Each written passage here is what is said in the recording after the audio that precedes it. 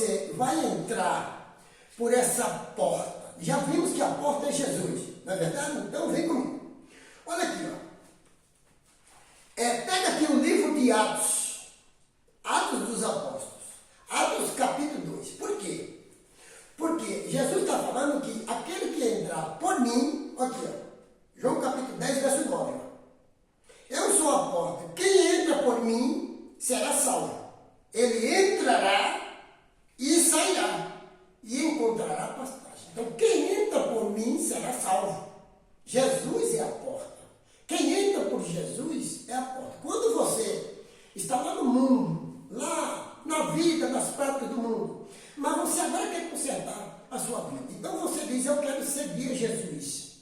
Eu quero seguir a palavra de Deus.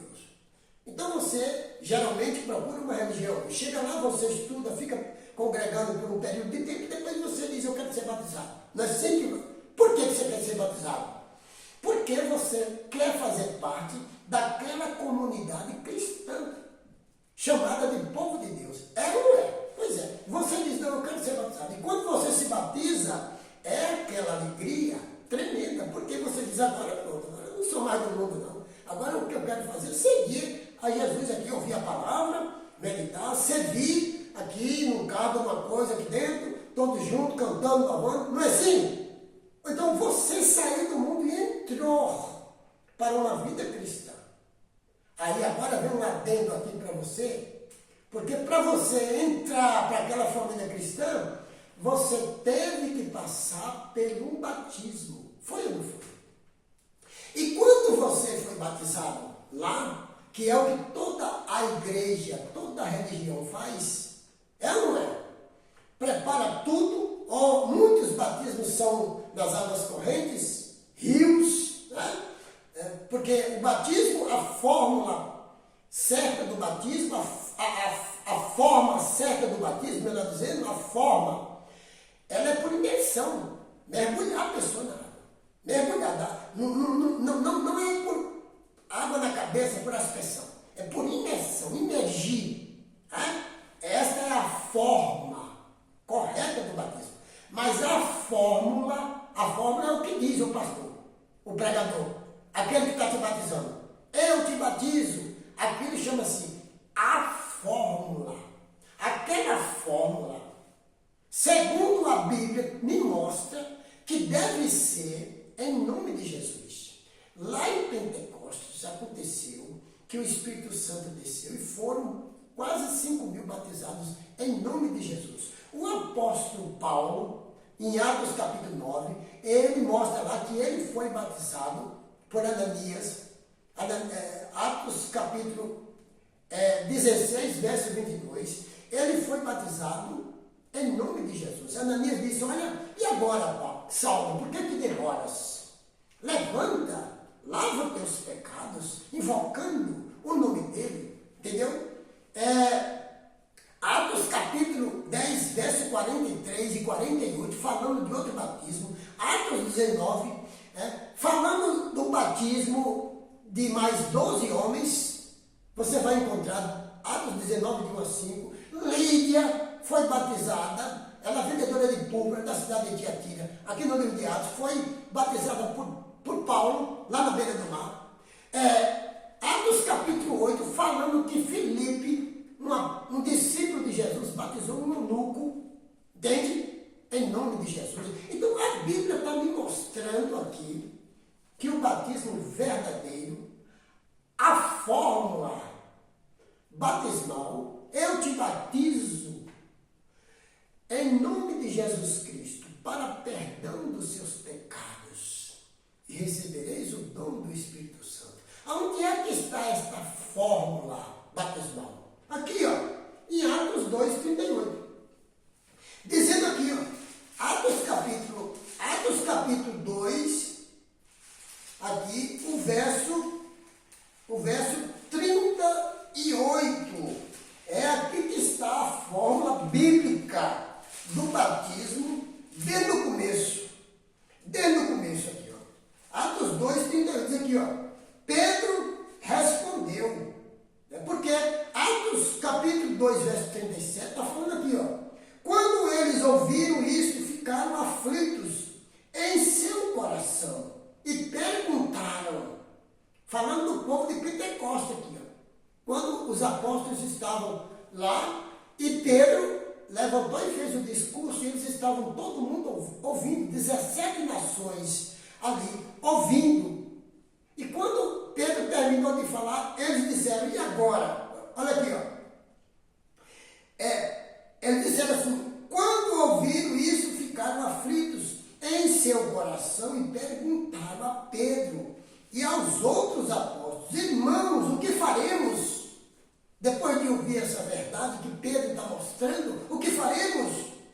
Então aqui o verso 38 está dizendo aqui, ó. Então Pedro respondeu, arrependam-se e cada um de vocês seja batizado em nome de Jesus Cristo para perdão dos seus pecados e receberão o dom do Espírito Santo. Então, quando eu estou ensinando uma verdade dessa aqui na Bíblia, para o mundo aí, eu estou errado porque as igrejas, as religiões, elas não ensinam assim. Elas ensinam que você tem que ser batizado aqui, essa outra ordem batismal de Mateus 28, 19, que diz bem assim, ó, deixa eu pegar aqui e ler para você ver.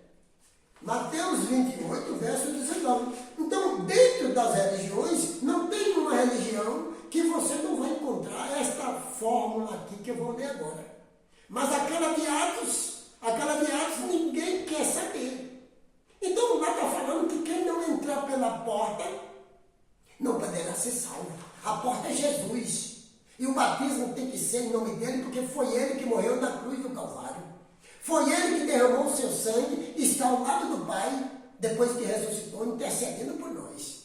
Não tem outro. Atos 4, verso 12. Não há outro nome debaixo do céu que nós possamos ser salvos. E aí? Por que agora tem essa ordem batismal aqui, essa outra ordem aqui, e todo mundo abraça? Olha aqui, ó. Diz aqui, ó. O verso 18. Então Jesus aproximou-se deles e disse, foi-me dada toda a autoridade nos céus e na terra. Se foi dado toda a autoridade a ele nos céus e na terra, é justamente a autoridade que ele tem no seu nome. De todos nós sermos batizados no nome dele para ter o perdão dos pecados e receber o dom do Espírito Santo. Se foi dada a autoridade a ele, por que deu a autoridade a ele e as pessoas para morrer com ele não querem, mas morrem nessa ordem batismal aqui, ó. Diz aqui o verso 19. Portanto, vão e façam discípulos de todas as nações. Olha aí a ordem como é que é. Batizando-os em nome do Pai, do Filho e do Espírito Santo. Para quê? Batizando para quê? Aqui está dizendo? Não está dizendo nada. Você vai se batizar em nome do Pai, do Filho e do Espírito Santo? Para quê? Aqui na Bíblia não está dizendo que é para perdoar o seu pecado. Está mandando batizar e depois diz, ensinando-os a obedecer tudo que eu lhes ordenei. Uai! Mas qual é a ordem correta?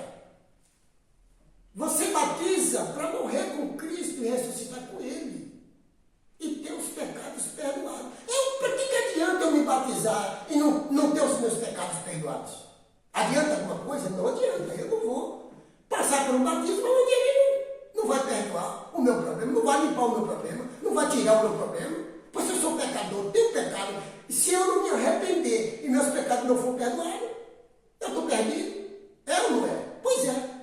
Aí agora o que acontece hoje? Quando a gente vai pregar a mensagem pura e verdadeira, você é apedrejado, você é rejeitado, até pelos próprios familiares.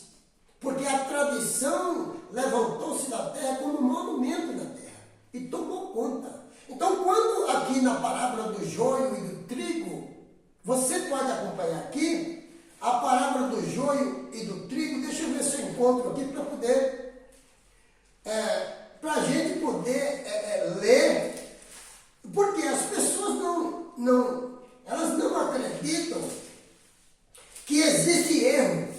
Há aquelas pessoas que dizem assim, ó, inclusive pessoas que estão pregando, que elas pegam a Bíblia e dizem, aqui está a palavra de Deus. Aqui, ó, do começo até o fim, aqui está a palavra de Deus. Então você tem que seguir cegamente? Não, rapaz. Você tem que estudar, porque aqui dentro tem tradições, aqui dentro tem dogma, colocado aqui dentro.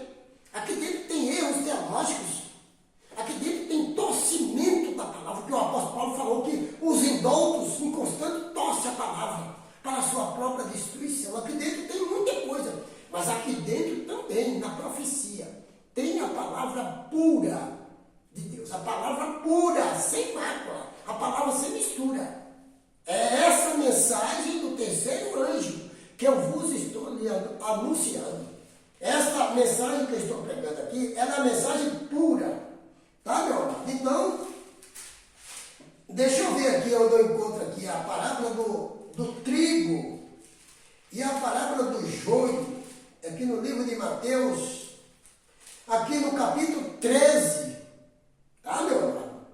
Leia aqui comigo o que está dizendo aqui, ó. Jesus lhe contou esta parábola. O reino dos céus é como um homem que semeou boa semente em seu campo. Mas enquanto todos dormiam, olha aqui, ó, veio o seu inimigo e semeou joio no meio do trigo e se foi. Quando o trigo brotou e formou espiga, o joio também apareceu. Os servos do dono do campo dirigiram-se a ele e disseram, o Senhor não semeou boa semente em seu campo? Então, de onde veio o joio? A pergunta é essa. De onde veio o joio? Certo? Olha o que diz aqui. Um inimigo fez isso. Respondeu ele. Um inimigo fez isso. Os servos lhe perguntaram, o Senhor quer que nós tiremos o joio? Ele disse o quê? Não, porque ao tirar o joio, vocês poderão arrancar coelho e trigo. Deixem que cresçam juntos até a colheita. Então direi aos encarregados da colheita, juntem primeiro o joio e amarrem em feixes, para serem queimados, o joio ser queimado. Depois juntem o trigo e guardem no meu celeiro. Está vendo, meu amado? Esta parábola, falando que existe hoje o joio e o trigo. O que é que representa o joio? E o que é que representa o trigo? Entende, meu amado? O que é que representa o joio? E o que é que representa o trigo? O joio representa a mentira, o engano, a palavra retorcida, a tradição, os erros teológicos, joio. E também o joio representa os filhos do maligno, certo? E o trigo? O trigo representa a verdade, o trigo representa Jesus. O trigo representa os santos, os justos. Tá, meu amado? A verdade, o trigo representa isso. Vamos para o próximo vídeo para prosseguir com a explicação dessa parábola e dos acontecimentos que acontecem em nossos dias hoje em nome de Jesus.